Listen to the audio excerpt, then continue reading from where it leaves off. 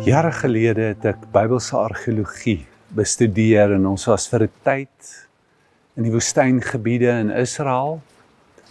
En ek het eendag 'n bokkie gesien kom, wat sy voet so in die grond gekap het. Sy neus in die lug gesit het, asof hy ruik wat in die lug is.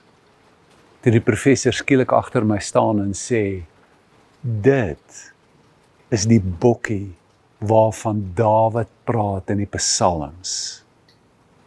Waarvan hy sê, soos 'n hert wat smag na waterstrome, so smag my siel na U, o God. Daai bok se hele lewe draai om water. En dis al wat die bokkie heeldag doen, is om water te soek. Daar's niks belangriker as water nie.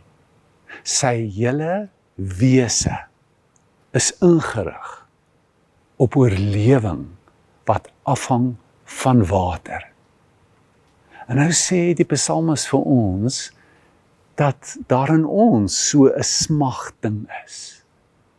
En hierdie smagting noop ons om ook te soek, op 'n pelgrimstog te gaan.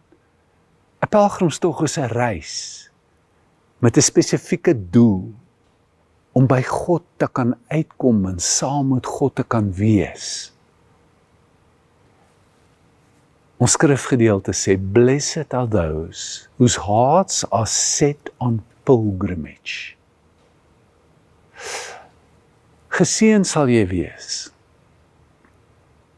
as jy in kontak kan kom met daardie diep verlange wat in jou is, en besluit om met jou lewe op 'n pelgrimstog te gaan.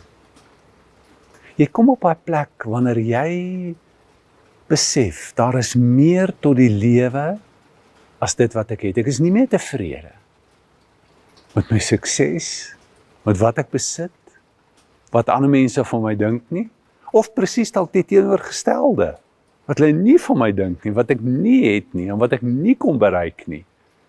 Die lewe gaan ek nie daarin kan vind nie. Daar is 'n dieper, ander, groter begeerte in my. Nou hierdie begeerte het ons almal al gevoel. Ons interpreteer dit baie keer dikwels. Partykeer van ons is dit 'n nostalgiese verlange. Iemand het een keer gesê om die kampvuur, ek verlang na mense wat ek nog nooit ontmoet het of van weet nie. Is baie keer 'n eensaamheid wat in jou opkom. Maar hoe dit ook al sê, hy's in ons. En hier is die ding dat hy dikwels vervaag, dat ons dikwels kontak verloor met hierdie verlange. Ons raak so besig. Hier is die uitnodiging, om net te probeer om 'n spasie te skep. Want dit is waaroor 'n pilgrimage gaan, is net spasie, tyd, verplaas jouself. Jy weet, na 'n plek toe, 'n oomblik by die lesenaar, in jou kamer, net stil te raak, na hom toe te draai.